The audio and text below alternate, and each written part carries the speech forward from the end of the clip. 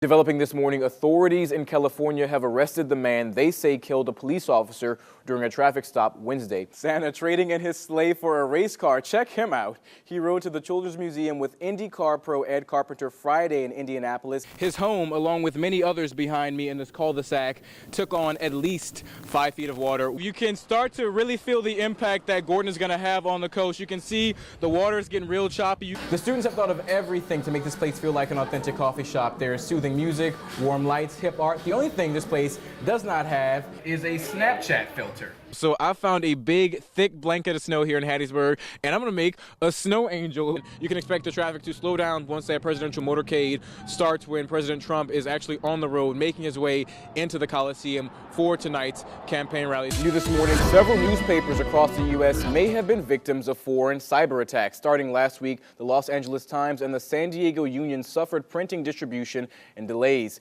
The L.A. Times reports the attack originated from outside the United States, and Tribune Publishing said malware was detected on its servers Friday. It went on to say no customer credit or personal information was compromised. Other impacted newspapers included the New York Times, the Wall Street Journal, and the Baltimore Sun. And speaking of rain, this morning we're learning about more damage caused throughout the state from Thursday's severe storms and flash flooding. Just take a look at this. The recent heavy weather forcing traffic to be diverted in Greene County after a culvert collapse. It's not safe. Something needs to definitely be done about it. Mickey Gurley believes fatalities like the one Sunday morning can be stopped. It's a dangerous bridge. It really is. And people should, take that into consideration when they go across it, for sure. He says he was driving behind the Nissan Sentra before an 18-wheeler crashed into it, sending it over the guardrail and sinking it deep down into the river. It doesn't take anything for these vehicles to climb those walls of those. Them guardrails are nothing these days. They're low. They're, like I said, they're built for cars that were, back in the 70s and 60s that were nothing like what we have today. Gurley said he has seen enough wrecks and close calls to say that he doesn't want to wait for another accident to happen before a change is made. On Facebook, viewers posted about the bridge, some saying they get an uneasy feeling driving across it, and others saying they wish drivers would pay attention while behind the wheel. There's nowhere to go on that bridge. If you break down on that bridge, there's nowhere to pull over. Gurley sends his condolences to the victim's family, and at the same time, he hopes this tragedy sends a clear message. I hope this wakes up, the people who make the decisions on these roads and everything.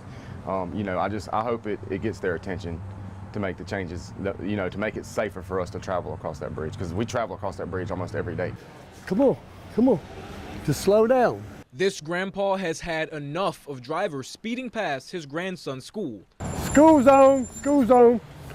Slow it down a little bit. School zone. I was doing 15 miles. Okay. Jeffrey Hayden made his own stop sign, borrowed a reflective safety vest, and stands outside Tacony Elementary School twice a day to direct traffic. He says he's seen too many close calls to ignore it anymore. Me and my grandson almost got hit right here Friday afternoon. You won't find any school zone signs on the road, only this crosswalk sign on the corner and this sign from the city telling drivers to slow down for children between 5 and 6 p.m. These kids are gone by 3 o'clock. He was so frustrated with the speeders. What happens when you lose a kid or a grandson? That he went to City Hall with his sign and spoke to the mayor and Alderman Ricky Audemon to get them to fix the problem. I couldn't sleep at night if something happened to him. The mayor says he understands the issue and is already working to solve the problem. The city ordered a traffic study for that area of Magnolia Avenue and Government Street. Yeah, I drive by that quite often, and it is something that concerns me, which is why we went ahead and put the traffic study together. The mayor said the results from the traffic study will be discussed at the city meeting tomorrow. But until he sees the right changes made, Hayden says people know where to find him before and after that school bell rings. I'm going to be here as long as my health holds up. Ray, what can you tell us about the airport today?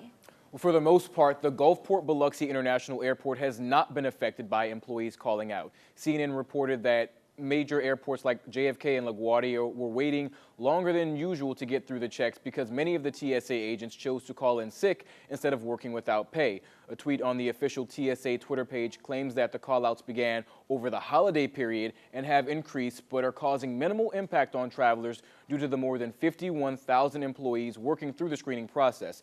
Then further down, the Transportation Security Administration went on to say that it is grateful for the employees who are choosing to work through the shutdown and securing the nation's transportation systems. I tried to call the national TSA hotline to get some clarity on just how many employees did call out, but I came to a dead end.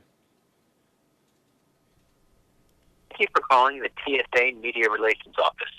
Due to the lapse in federal funding, we are currently unable to answer your phone call.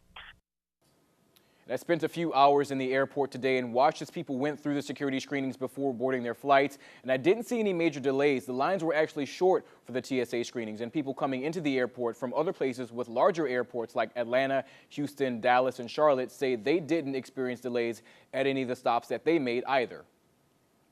It was probably the fastest we've ever gone through. We didn't wait at all. Straight through, no traffic at all. No long lines. When I checked in, it was approximately a 12-minute start to finish through pre-check. And President Trump announced that he will address the nation tomorrow night at 9 on what he is calling a humanitarian and national security crisis on the southern border.